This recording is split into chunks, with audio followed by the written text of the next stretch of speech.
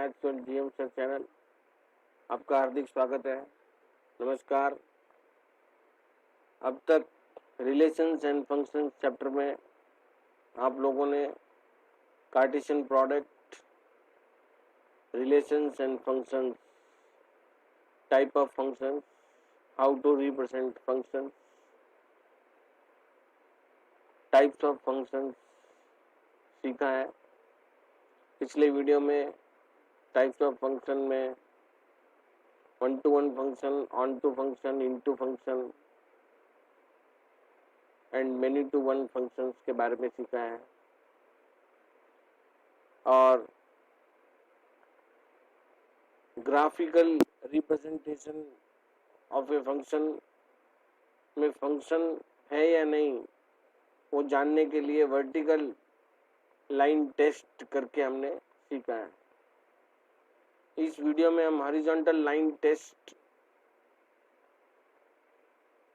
Function के one to one है या नहीं ये बताने के लिए ये टेस्ट हम लोग करके देखते हैं। हॉरिजॉन्टल लाइन टेस्ट, इसके बारे में डिटेल में पढ़ेंगे। वीडियो को लाइक कर दीजिए, चैनल को सब्सक्राइब कर दीजिए।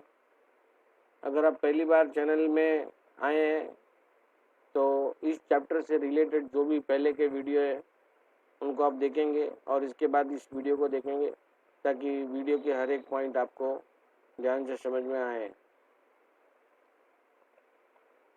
अगर आप लोगों को चैप्टर के इम्पोर्टेंट पॉइंट्स अच्छी तरह से समझना है तो उनको आपको नोट करना होगा। इसके लिए आप एक नोटबुक और एक पेन अपने पास रखें ताकि इम्पोर्टेंट पॉइंट्स को आप नोट कर सकें। वीडियो को छोड़ कर न देखें, फास्ट फॉरवर्ड करके न देखें, जिससे कि आपके सारे पॉइंट्स नोट हो सके और हर एक इम्पोर्टेंट बात चैप्टर से रिलेटेड आपको समझ में आ सके।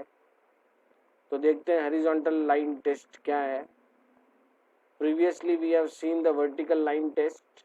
Now let us see the horizontal line test. देखिए वर्टिकल लाइन टेस्ट जो था वो फंक्शन है या नहीं बताने के लिए था, लेकिन हॉरिजॉन्टल लाइन टेस्ट में हम ऑलरेडी एक फंक्शन जो होता है उसको वन टू वन है या नहीं ये टेस्ट करने के लिए यूज करते हैं। मतलब जो आपको कर्व दिया जाएगा ऑलरेडी एक फंक्शन है, ये एक वन टू वन है या नहीं ये आपको बताना है इस टेस्ट को यूज करके। A function represent in a graph is one to one if every horizontal line intersect the curve in at most one point. ज़्यादा से ज़्यादा एक पॉइंट पे कर्व जो इंटरसेक्ट होगा तो हम कहेंगे कि जो गिवन फंक्शन है वो वन टू वन फंक्शन है। एक एग्जाम्पल हमारे पास है, using horizontal line test determine which of the following functions are one to one. देखिए फिगर ए में एक लाइन है, लीनियर फंक्शन है, उसको हॉरिजॉन्टल लाइन जो पी है, हॉरिजॉन्टल लाइन ग्रीन कलर वाला एक पॉइंट पी पे इंटरसेक्ट कर रहा है फंक्शन के लाइन को, एक ही पॉइंट पे इंटरसेक्ट है, इसलिए हम कहेंगे कि ये जो फंक्शन है वो वन टू वन है। नेक्स्ट डायग्राम बी में हम देखेंगे एक फंक्शन दिया हुआ है पिंक कलर का लाइन में और एक हॉरिजॉन्टल लाइन ग्रीन कलर वाला जो लाइन है वो हॉरिजॉन्टल लाइन है और कर्व को दो पॉइंट पी एंड क्यू पे इंटरसेक्ट कर रहा है, इसलिए ये वन टू वन फंक्शन नहीं है। नेक्स्ट डायग्राम में हम देखेंगे एक फंक्शन कर्व, पिंक कलर का जो लाइन है, पिंक कलर का कर्व है और ग्रीन कलर का हॉरिजॉन्टल लाइन है, उससे हम टेस्ट कर रहे हैं और वो जो है पिंक लाइन को एक पॉइंट पी पे इंटरसेक्ट कर रहा है, एक ही पॉइंट पे इंटरसेक्ट हो रहा है, इसलिए हम कहेंगे कि ये function one to one function है।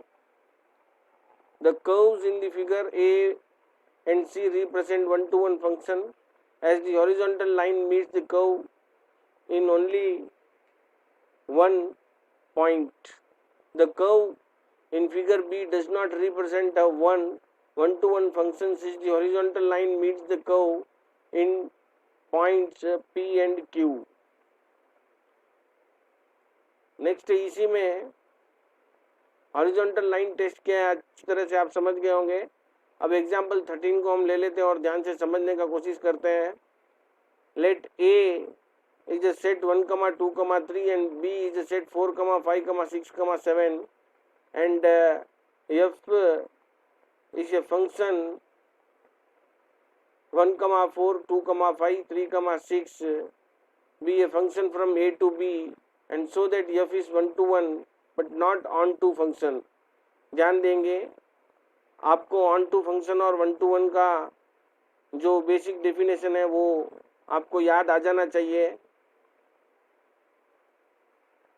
1-to-1 फंक्शन हमने देखा है कि हर एक प्री इमेज का एक इमेज होगा और ऑन टू फंक्शन हमने देखा है कि उसका जो रेंज है वो और को डोमेन दोनों सेम होना चाहिए, यानी कि उसके को डोमेन में एक भी जो है एलिमेंट छूटना नहीं चाहिए, सबका प्री इमेज होना चाहिए। तो हम देख रहे हैं कि यहाँ पे 7 का प्री इमेज नहीं है, तो इससे पता चल रहा है कि ये फंक्शन 1-to-1 तो है लेकिन ऑन टू नहीं है। तो डेफिनेशन में हमने सीखा है और अब इसका सॉल्यूशन के जो स्टेप्स है उसमें क्या लिखा है थोड़ा ध्यान से हम देखेंगे। गिवन में ए बी और एफ के एलिमेंट्स आपको लिख देना है। Then F is a function from A to B and for different elements in A there are different images in B, hence F is 1-to-1 function.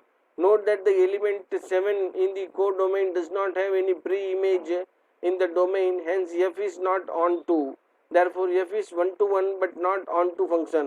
तो इस प्रकार से एग्जाम्पल 1.13 हमने ध्यान से सीख लिया है। Next example 14, if the set A is -2, -1, 0, 1, 2 and f is a function from A to B is onto function defined by f of x equal to x square plus x plus 1, then find the value of b। ध्यान देंगे a set दिया हुआ है और function क्या है वो दिया हुआ है और हमें जो है b के एलिमेंट फाइंड करना है। तो a के सारे एलिमेंट्स को यूज करके जो फंक्शन दिया हुआ है उसमें x की जगह पे a के हर एक एलिमेंट को यूज करके f के सारे एलिमेंट फाइंड कर लेंगे। उसके बाद क्योंकि ये फंक्शन ऑन टू फंक्शन है, इसका मतलब ये हुआ कि कोडोमेन में जो भी एलिमेंट हमें मिलेंगे एफ ऑफ एक्स के वो सारे के सारे एलिमेंट्स बी के होंगे। तो देखते हैं एफ ऑफ -2 पहले फाइंड करेंगे क्योंकि ए का पहला एलिमेंट जो है वो -2 है। F of -2 equal to -2 square plus -2 plus 1 equals to यहाँ पे 4 होगा, 4 - 2 2 होगा, प्लस 1 3 होगा। तो एफ ऑफ -2 इक्वल टू 3। ऐसे ही एफ ऑफ 1 -1 इक्वल टू 1 मिलेगा, एफ ऑफ 0 इज 1 मिलेगा, F of 1 is 1 square plus 1 plus 1 equal to 3 मिलेगा और एफ ऑफ 2 इक्वल टू 7 मिलेगा। Since F is an onto function the range of F is equal to B which is equal to the codomain. तो इस पे ध्यान देना है, ये बहुत इंपॉर्टेंट पॉइंट है। जब भी फंक्शन ऑन टू होता है तो range of F equal to को domain equal to the set B होता है, ये ध्यान देना है। तो बी के एलिमेंट जो है वो 1, 3, 7 होगा। एक भी एलिमेंट रिपीट नहीं करना है, जैसे कि 1 हमें 2 बार मिला है, 3 2 बार मिला है और 7 एक बार मिला है, तो हम बी के अंदर सभी एलिमेंट को एक बार ही लिखेंगे, ये ध्यान देना है। Example 15, let f be a function from n to n defined by f of x equal to 3x plus 2, x belongs to natural number. Find the images of 1, 2, 3. Find the pre-images of 29, 53. Identify the type of function. तो question हम ध्यान से समझ लिए हैं। Function n to n दिया हुआ है और f of x दिया हुआ है।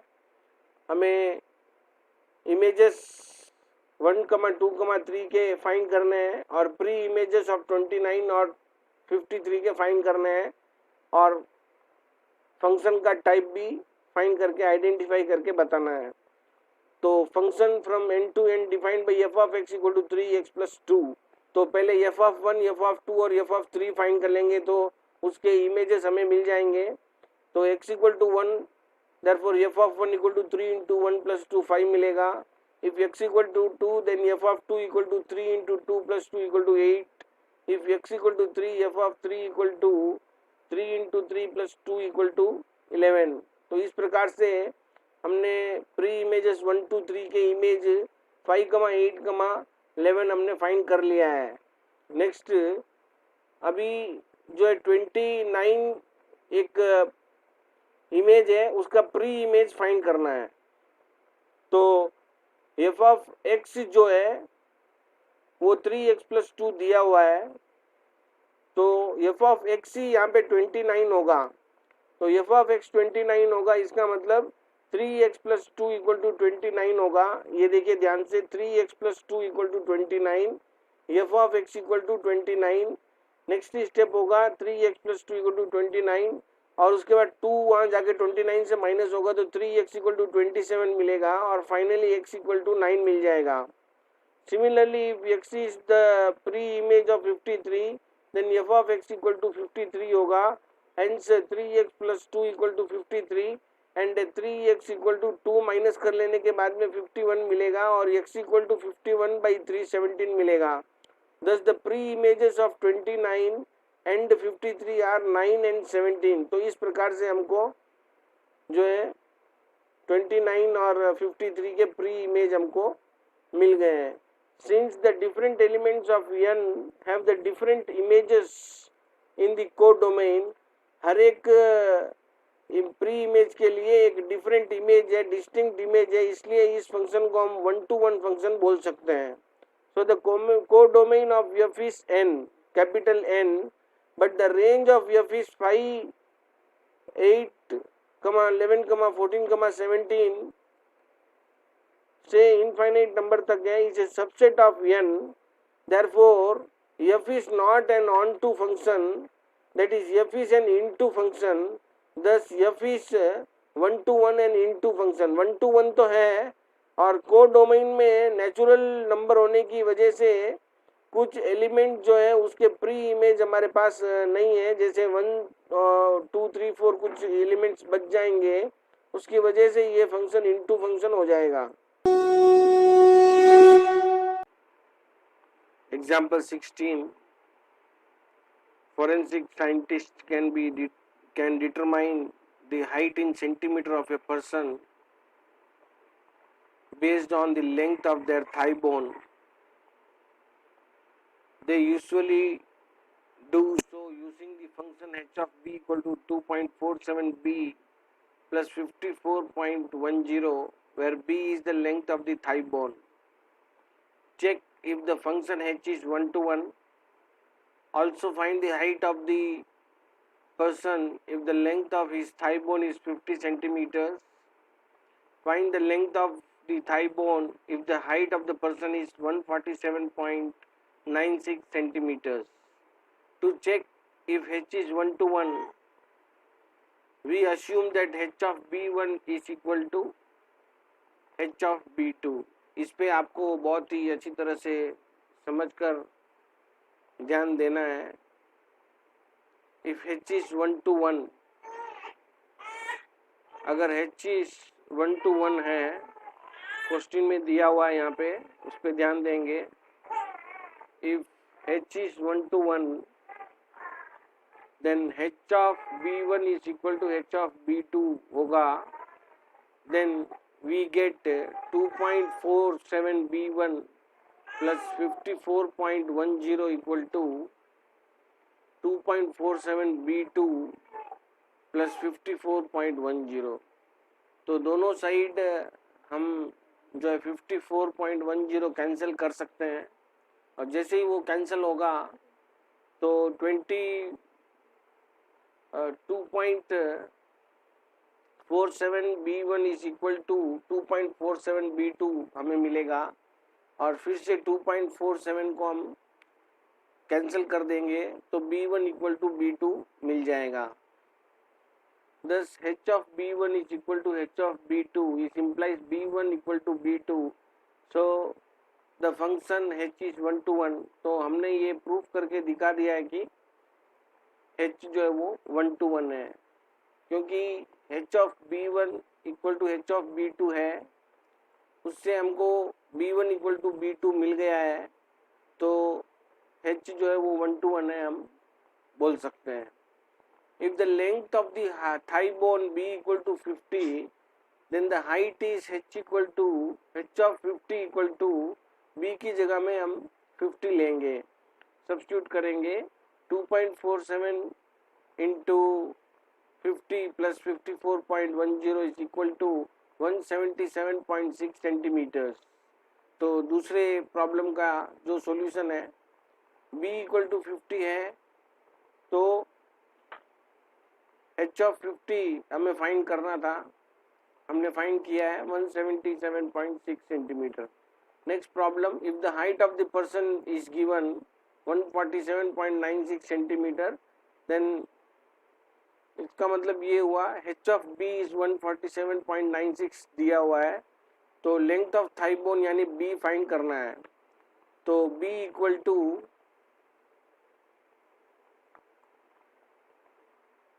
93.86 बाई 2.47. सिंप्लीफाई इससे होगा, जैसे 54.10 को राइट हैंड साइड में लेके जाके माइनस करने पे 93.86 मिलेगा, और 2.47 b से मल्टीप्लाई है तो उससे जाएगा तो डिवीजन होगा, तो 93.86 को 2.47 से डिवाइड करेंगे तो 38 हमें मिलेगा. Therefore the length of the thigh bone is 38 centimetre. तो इस प्रकार से हम एग्जाम्पल 16 को कंप्लीट कर लिए हैं. नेक्स्ट कुछ स्पेशल केसेस हैं फंक्शंस के, उसके बारे में हम जो डिस्कस कर लेते हैं. 1.8 special cases of function. There are some special cases of function which will be very useful. We discuss some of them below.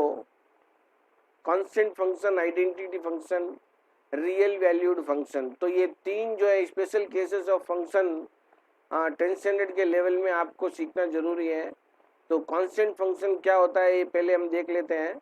A function from a to b is called a constant function if the range of f is contain only one element. देखिए को domain में बहुत सारे elements होंगे, लेकिन range of function जो है वो खाली एक एलिमेंट ही होगा. मतलब जितने भी प्री इमेज होंगे उसका केवल एक ही इमेज आपको मिलेगा, यानी रेंज जो है वो एक एलिमेंट ही होगा. तो इस टाइप के जो फंक्शन आएंगे उसको हम कांस्टेंट फंक्शन बोलेंगे. देखिए ए बी सी डी चार प्री इमेज का एक ही इमेज है 3, तो इससे ये पता चल रहा है कि ये जो फंक्शन है वो कांस्टेंट फंक्शन है. नेक्स्ट इलस्ट्रेशन 16 हमारे पास है. इसका फिगर 1.37 अभी मैंने एक्सप्लेन किया आपको. ए के लिए 3, बी के लिए 3, सी के लिए 3 और डी के लिए 3 है. Since f of x equal to 3 for every x belongs to a, range of f equal to 3 only one element, so f is a constant function. Next identity function. Identity function उस function को बोलेंगे जो जिसका domain और को domain दोनों same होगा, number of element same होंगे, यानी कि जो एक सेट होगा वो फंक्शन ए टू ए ही होगा. जैसे एक सेट दिया हुआ है और function from A to A हम लेंगे and defined by for f of x equal to x for all x belongs to A and is called an identity function on A and is denoted by identity function के subscript में A लगाएंगे आप.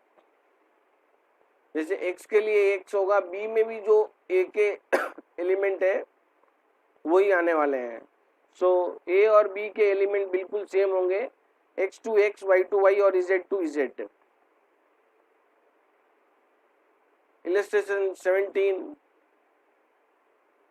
If A equal to A comma B comma C set A, then the function I A, identity function of A is a comma a, b comma b and c comma c is an identity function on a. Thinking corner में आपके लिए है कि एक 1-to-1 function, identity function एक 1-to-1 function हो सकता है क्या, इसके बारे में आप विचार करेंगे। Real valued function next special case है। Real valued function, a function from A to B is called real valued function if the range of f is a subset of the set of all real numbers, subset of the set of all real numbers, that is f of a is the subset of r। तो इसे हम समझ चुके हैं, real नाम से हम लोग समझ लेंगे। कंडीशन ये होगा कि रेंज के सारे एलिमेंट रियल नंबर के अंदर से होंगे, यानी रियल नंबर का सबसेट होगा। तो इस टाइप का जो फंक्शन आएगा उसे हम रियल वैल्यूड फंक्शन कहेंगे। तो बहुत इजी है ये समझने के लिए। नेक्स्ट एग्जांपल 17 हम डिस्कस करेंगे। Let f be a function from r to r defined by f of x equal to 3x minus 5। Find the values of a and b given that a comma 4 and 1 comma b belongs to the function f। so f of x equal to 3x minus 5 solution हम start कर रहे हैं। can be written f equal to x comma 3x minus 5, क्योंकि y जो है वो f of x जो 3x minus 5 है, इसलिए हम x comma 3x minus 5 उसको लिखेंगे such that x belongs to the r। इसे real valued function be a function from r to r दिया हुआ है इसलिए। So a, 4 means the image of a is 4, that is f of a equal to 4। ध्यान देंगे a, 4 का मतलब ये हुआ कि a का इमेज 4 है, यानी f of a equal to 4 है, और f of a यानी 3a minus 5 होगा, और इससे हमें a का वैल्यू मिल जाएगा a इक्वल टू 3। 1 कमा b का मतलब ये है कि 1 का इमेज b है, तो f of 1 equal to b हो गया, और b इक्वल टू -2 सब्सटीट्यूट करने पे 3 into 1 b की जगह में या x की जगह में 1 सब्सटीट्यूट करने पे हमें b का वैल्यू जो है वो -2 मिल जाएगा। तो इस प्रकार से हमने एग्जाम्पल 17 को बहुत अच्छी तरह से सॉल्व कर लिया है। नेक्स्ट आपके सामने एग्जाम्पल 18 है। The distance s in kilometres travelled by the particle in time t as is given by s of t equal to t square plus t by 2। find the distance traveled by the particle after 3.5 hours। Time से हम s of t का find करेंगे value 8 hours and 15 minutes। दो time दिए हुए हैं जिससे हम s of t फाइंड करेंगे। so the distance traveled by the particle is given by s of t, that is the function of t। s of t का मतलब हुआ function of t। The distance is function of time equal to t square plus t by 2। t equal to 3.4, 3.5, 3.5 hours का मतलब 3.5 hours. Therefore s of 3.5 p की जगह में 3.5 substitute करेंगे, 3.5 square plus 3.5 by 2। 3.5 का स्क्वायर 12.25 होगा, प्लस 3.5 ऐड करने पे 15.75 मिलेगा, बाई 2 करने पे आपको 7.875 मिल जाएगा।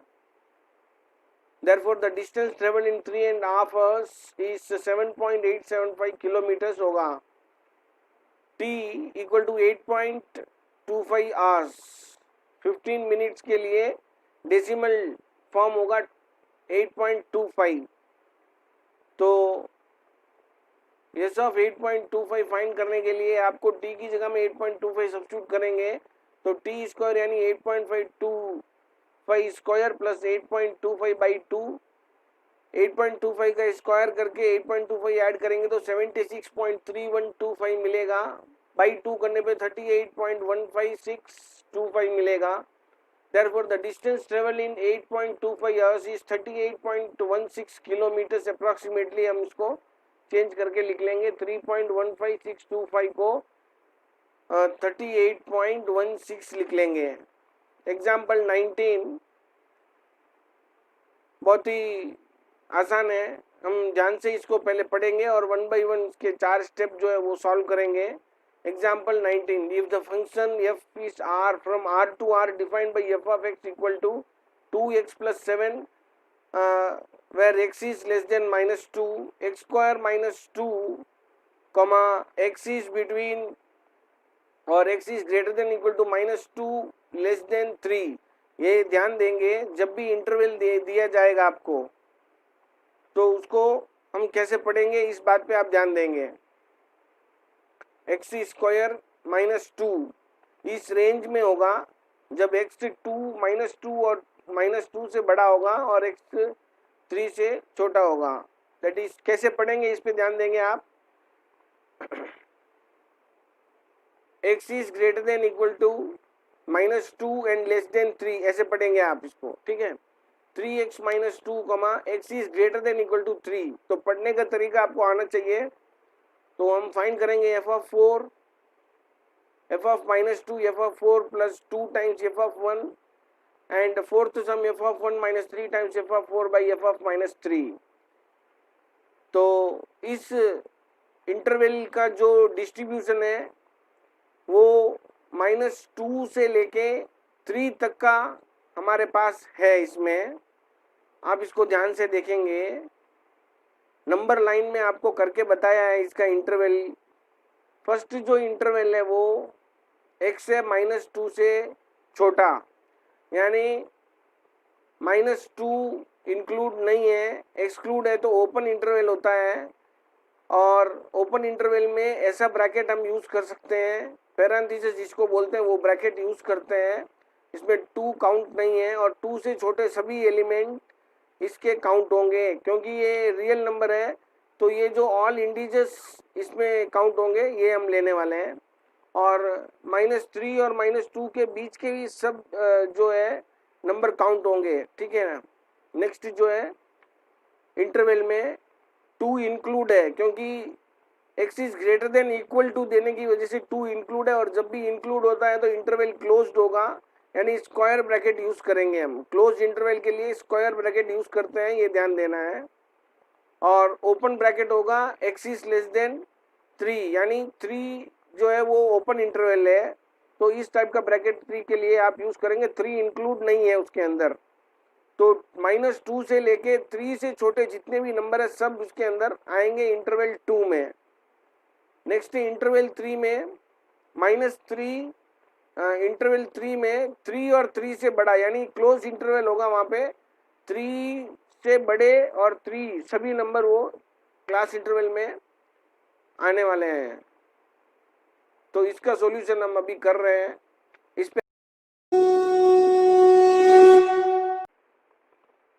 तो अब तक इंटरवल्स हम समझ लिए हैं और अभी हम फाइंड करने वाले हैं f of 4, f of minus 2, f of 4 plus 2 times f of 1 and f of 1 minus 3 times f of 4 by f of minus 3. The function f is defined by 3 values in the intervals 1, 2, 3 as shown by side. इस type से जो है 3 interval में हमने इस number line real numbers को divide किया है. उसको अभी थोड़ी देर पहले मैंने एक्सप्लेन किया था. और इस इंटरवल 1 में जो है f of x equal to 2x plus 7 आ रहा है. इंटरवल 2 में f of x equal to x square minus 2 और इंटरवल 3 में f of x equal to 3x minus 2 आ रहा है. तो इस टाइप से हम तीनों इंटरवल में इसको डिवाइड कर लेंगे.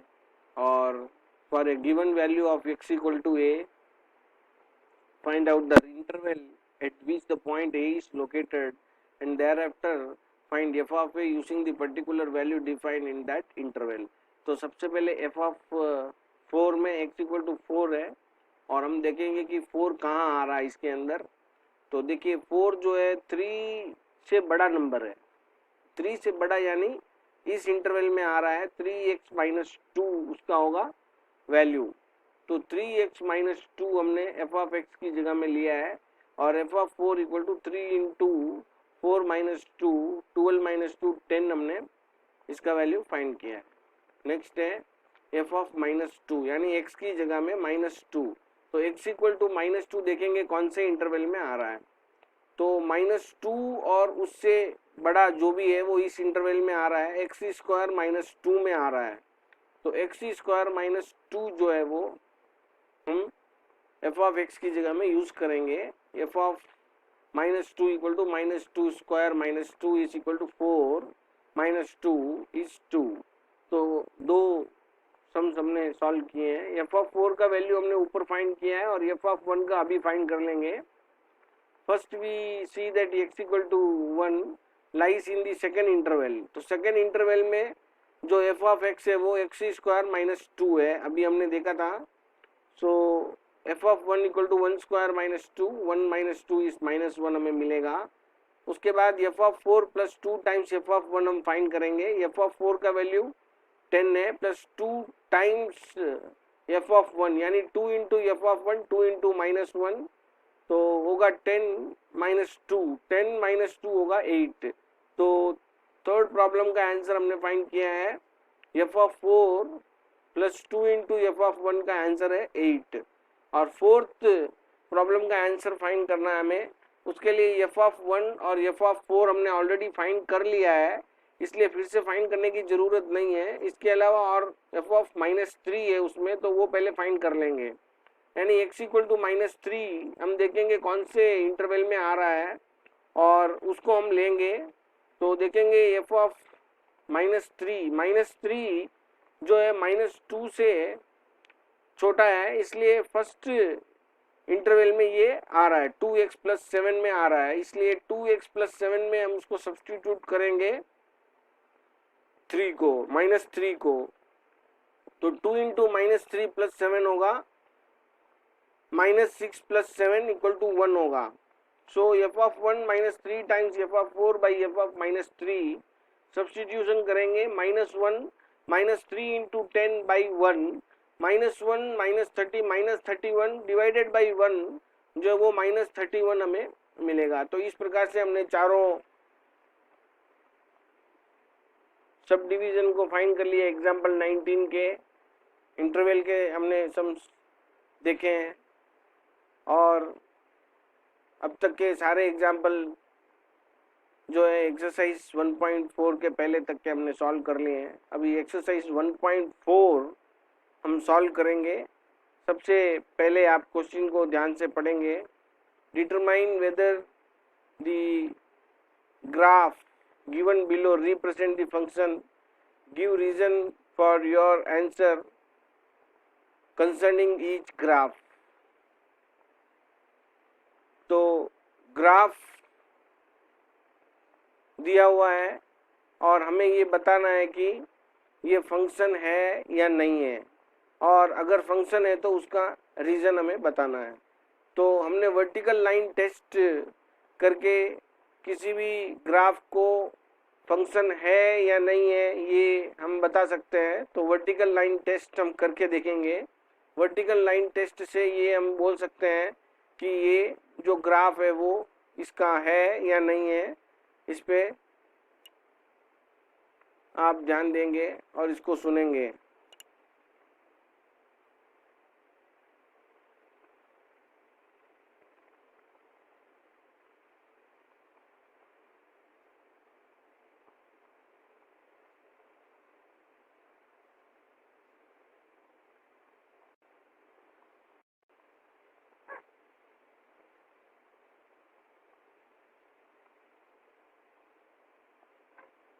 Exercise 1.4 using vertical line test. It is not function because the vertical line intersects the curve at 2 points. कम से कम एक पॉइंट, एटमोस्ट 1 पॉइंट पे ये जो है ज़्यादा से ज़्यादा एक पॉइंट पे कट होना चाहिए, तो वो फंक्शन होगा, नहीं तो फंक्शन नहीं होगा। ऐसे ही जो है हम देख रहे हैं इसको,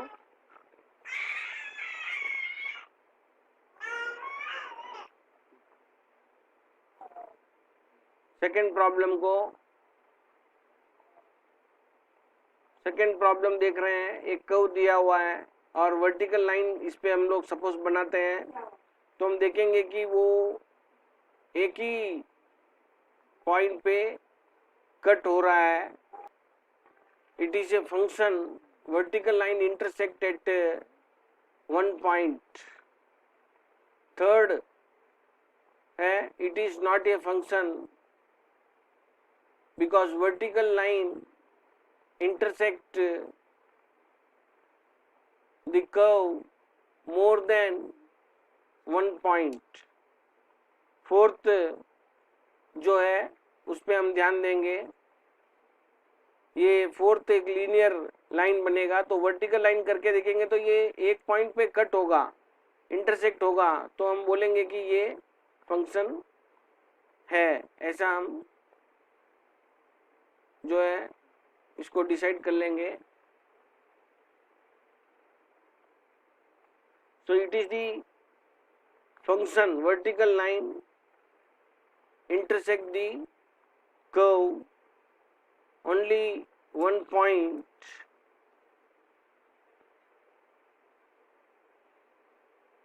सेकेंड प्रॉब्लम हम क्वेश्चन ध्यान से पढ़ लेते हैं, उसके बाद में इसका आंसर करेंगे.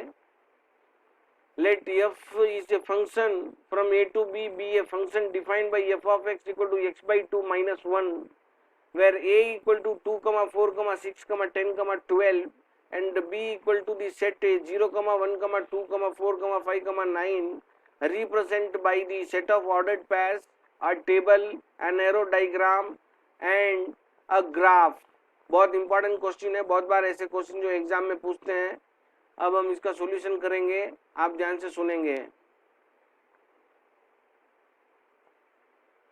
f is function from a to b, f of x equal to x by 2 minus 1. a का जो वैल्यू है वो लिख लेंगे 2, 4, 6, 10, 12 और b का value 0, 1, 2, 4, 5, 9.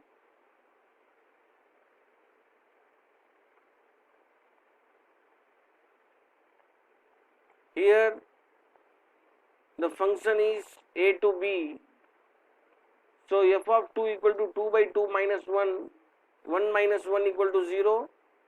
f of 4 equal to 4 by 2 minus 1 is 2 minus 1 equal to 1. f of 6 is equal to 6 by 2 minus 1 equal to 3 minus 1 equal to 2. f of 10 is 10 by 2 minus 1 equal to 5 minus 1 equal to 4. f of 12 equal to 12 by 2 minus 1 equal to 6 minus 1 equal to 5. तो इस पे एक ध्यान देंगे हम कि हमने जो भी x का वैल्यू यहाँ पे लिया 2, 4, 6, 10, 12, तो ये a के वैल्यूज हमने लिए हैं यहाँ पे. तो आपको जो है b के जो वैल्यूज है वो मिल रहे हैं, देखिए 0, 1, 2, 4, 5. तो इस टाइप से आप जितने वैल्यू लेंगे उतने वैल्यू आपको मिल जाएंगे. तो a के सारे एलिमेंट हमने यूज किया है, तो b के जो एलिमेंट मिला उसको हम नोट कर लेंगे. कभी भी ध्यान देंगे कि वो जो एलिमेंट्स है वो सेम ही मिल रहा है. तो इस कैलकुलेशन में आपको ज़्यादा दिमाग लगाने की ज़रूरत नहीं है, बहुत ही सिंपल वे में जो है इसके आंसर हम डायरेक्ट भी लिख सकते हैं. लेकिन ये आपको थोड़ा पता होना चाहिए कि एलिमेंट जो है वो इसमें जो दिया हुआ एलिमेंट है वही आ रहा है या नहीं है, आपको एक बार कंफर्म कर लेना होगा. वो के वही एलिमेंट जरूर आएंगे, और कुछ एक्स्ट्रा एलिमेंट बच रहा है तो कौन सा एक्स्ट्रा बच रहा है उस पर हमको पहले से ही थोड़ा ध्यान देना होगा. तो आगे सॉल्व करते हैं. सबसे पहले पूछा है कि सेट ऑफ ऑर्डर्ड पेयर हमें लिखना है. तो f इक्वल टू 2, 0, 4, 1. 4 है तो हमने 1 मिला, 6 है तो 2 मिला तो 6, 2, 10 है तो 4 मिलेगा 10, 4, 12 है तो 5 मिला तो 12, 5. तो सेट ऑफ ऑर्डर्ड पेयर हमारा जो है वो कंप्लीट हो गया है. नेक्स्ट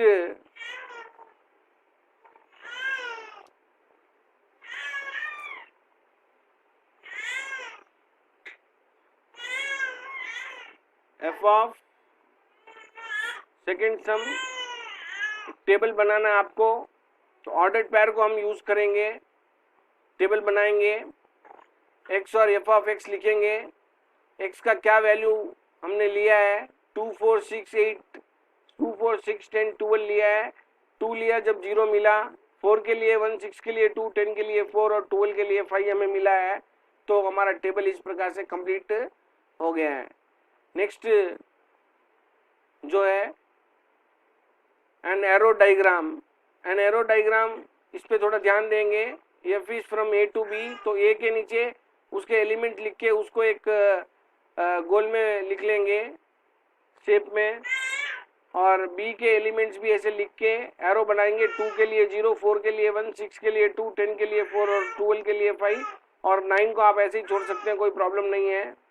एलिमेंट सारे लिखते होंगे और ग्राफ बनाएंगे। अभी ग्राफ को थोड़ा नीट एंड क्लीन तरीके से हम बना लेंगे। एक्स और वाई एक्सिस ड्रॉ करेंगे, 1-1 सेंटीमीटर से हम इसको ले लेंगे। यहाँ पे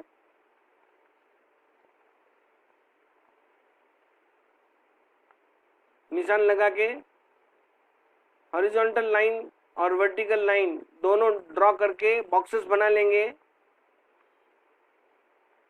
बॉक्सेस बना के पॉइंट को प्लॉट करेंगे।